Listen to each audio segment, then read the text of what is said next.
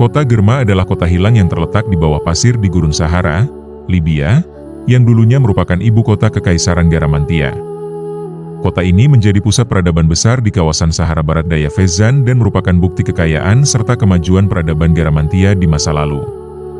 Struktur kota dan reruntuhan kunonya bisa terlihat melalui citra satelit yang memperlihatkan adanya bekas-bekas bangunan dan kota yang terkubur di bawah pasir gurun yang luas.